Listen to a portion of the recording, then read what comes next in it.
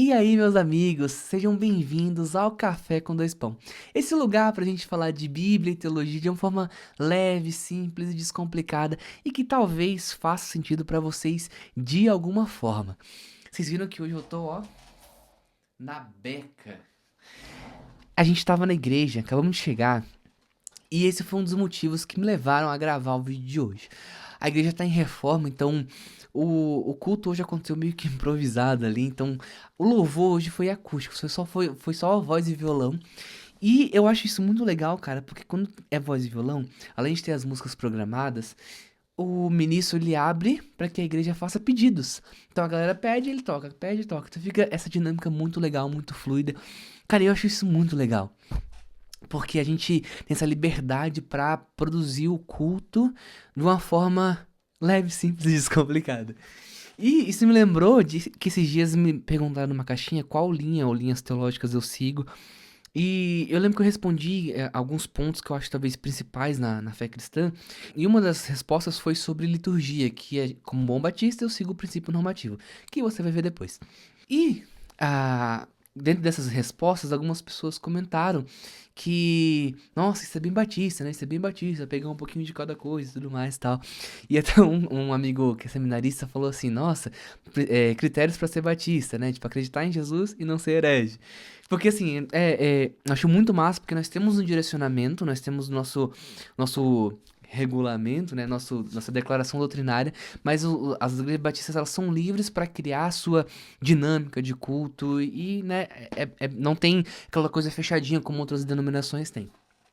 E também, assim, algumas pessoas comentaram assim, cara, tipo, eu não entendi nada que você falou, o que que é isso, o que que é aquilo, o que é aquilo outro. Então eu resolvi fazer esse vídeo pra gente trocar uma ideia sobre essas palavras que parecem difíceis, mas que no fim são coisas simples, né? Então, mas elas direcionam a nossa vivência como cristão.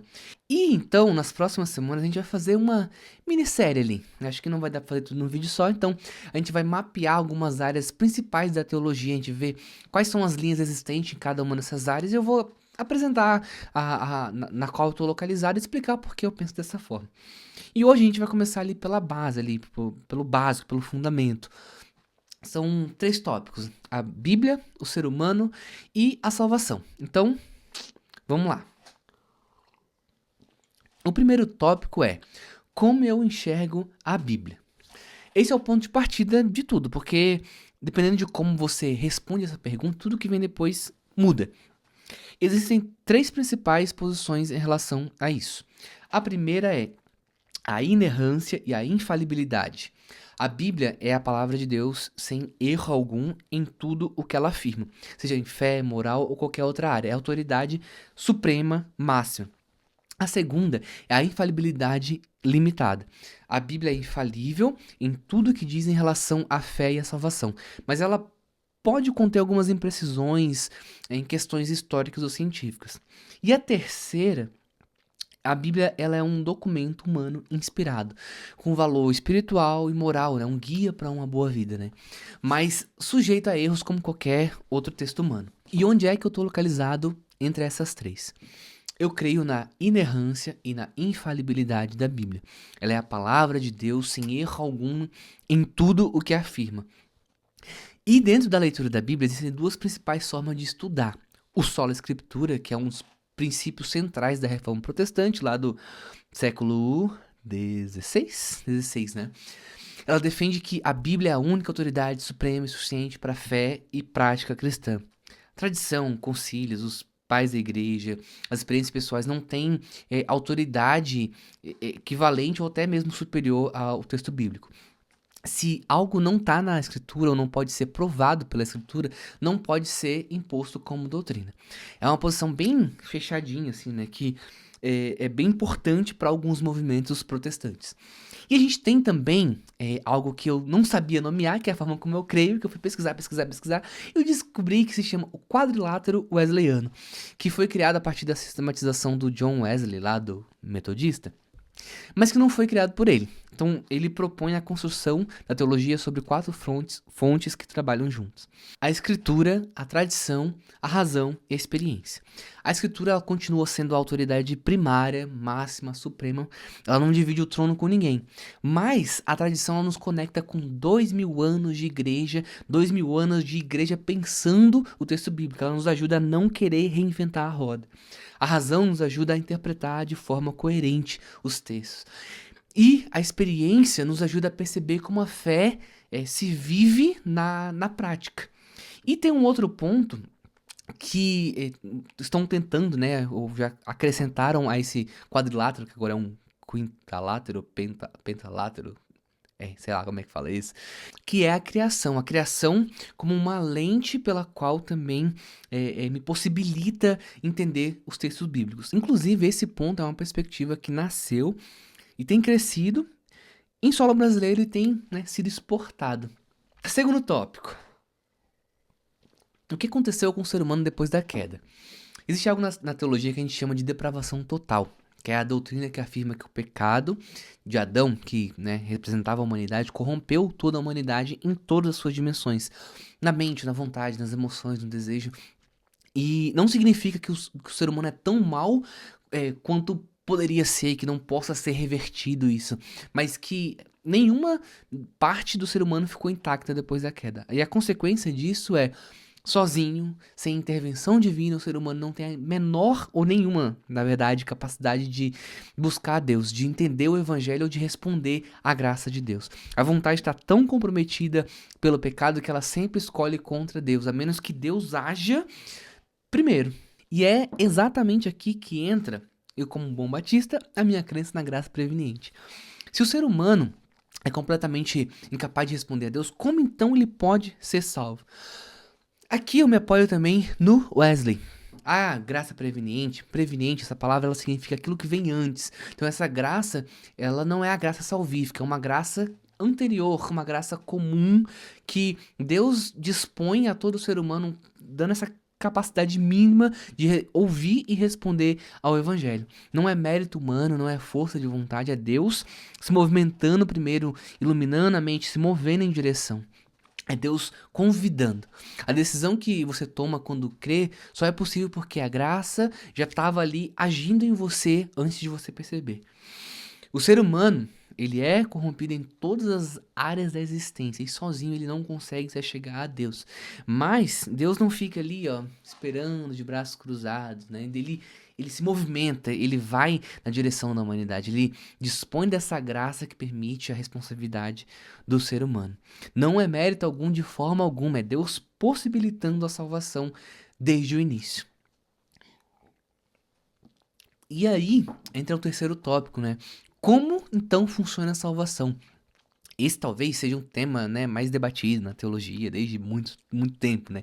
Quando a gente fala de salvação, já fala de eleição, predestinação, livre-arbítrio e tal. E daí já vem um papo, né? Mas tu é calvinista, é arminiano e tal, acredita na eleição.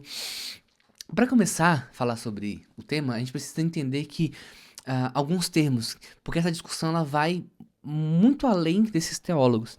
Na teologia, a gente usa o termo monergismo para apresentar a salvação como uma obra única e exclusiva de Deus, sem qualquer participação humana, porque a vontade do homem é completamente corrompida, escrava do pecado, e é incapaz de escolher ou buscar a Deus por conta própria. A salvação, ela é tida então como uma ação unilateral da parte de Deus, de cima para baixo.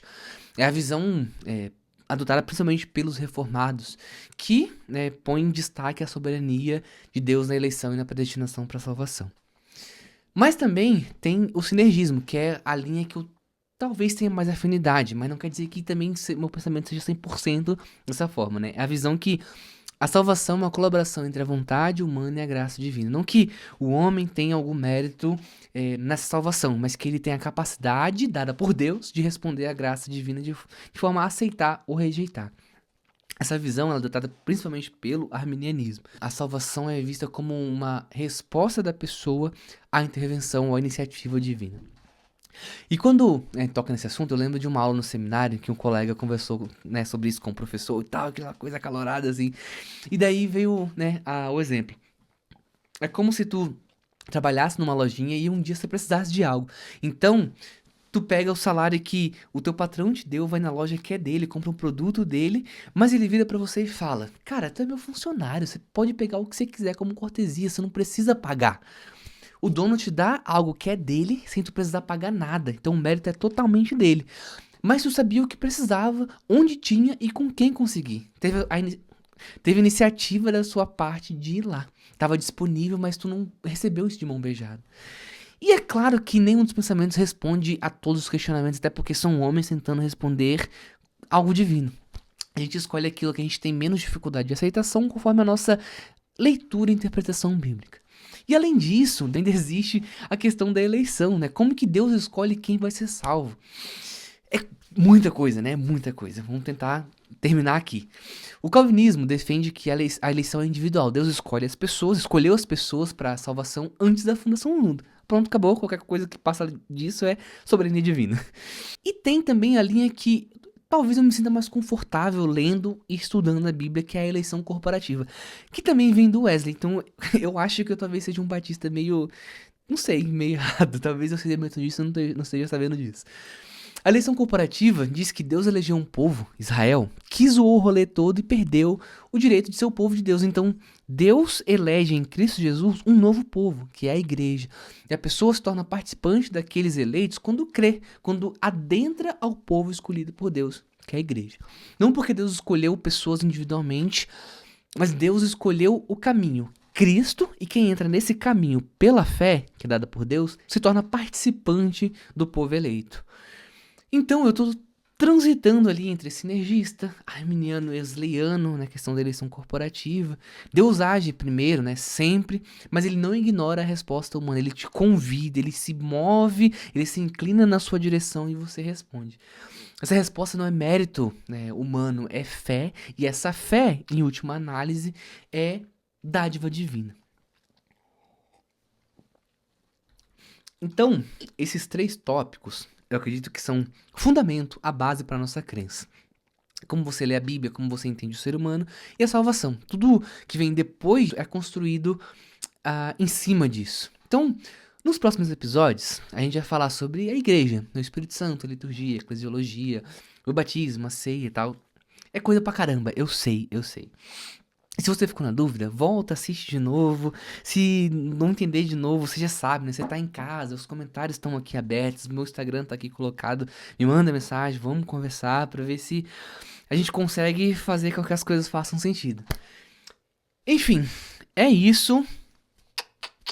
Beijo, tchau, até a próxima.